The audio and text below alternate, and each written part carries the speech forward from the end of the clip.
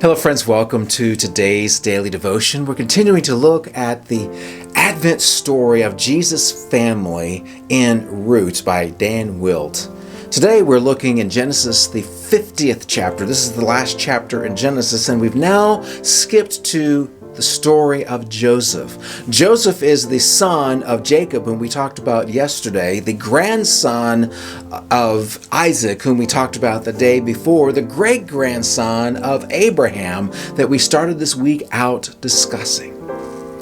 Now, Joseph has been sold into slavery by his other brothers many years earlier. It's been decades since they last saw one another, and Joseph has gone from slavery to false imprisonment for a crime that he did not commit, but he's now been redeemed, released from prison, and put in charge of Pharaoh's great grain program.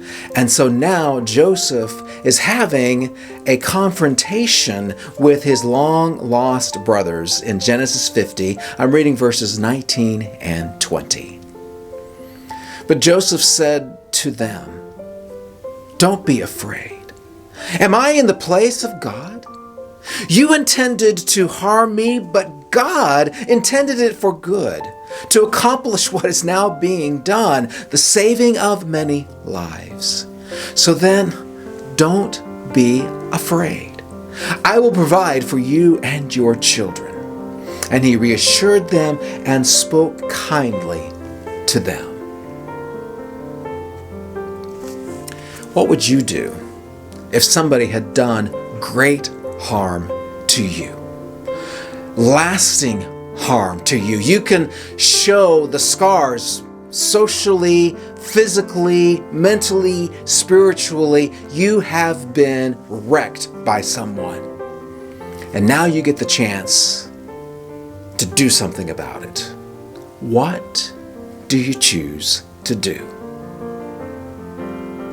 Joseph is an amazing story because Joseph's story is one of forgiveness, one of compassion, one of amazing self-control. And this is the family that Jesus comes from. Jesus comes from a family of betrayal, the 11 brothers, well, the 10 who did the actual deed. The younger brother who was born after Joseph is no longer in the family because the brothers claimed that he was killed by a wild animal. He's in slavery, he's been in prison, and now he is a big, important person.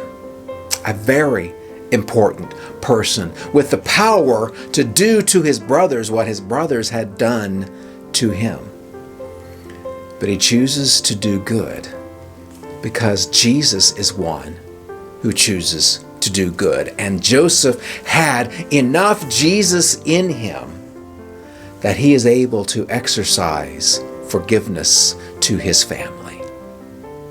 As we get ready for Christmas, we need to recognize that we too need to be more like Jesus, more like Joseph, and less like all the other brothers.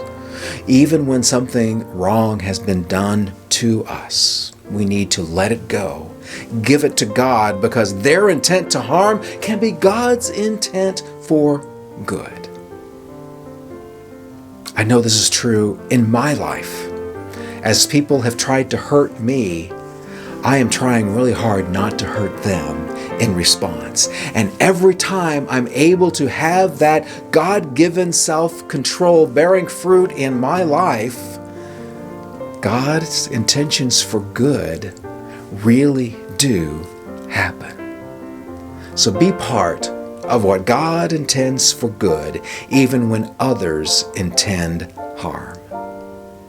And I'll see you tomorrow for another daily devotion.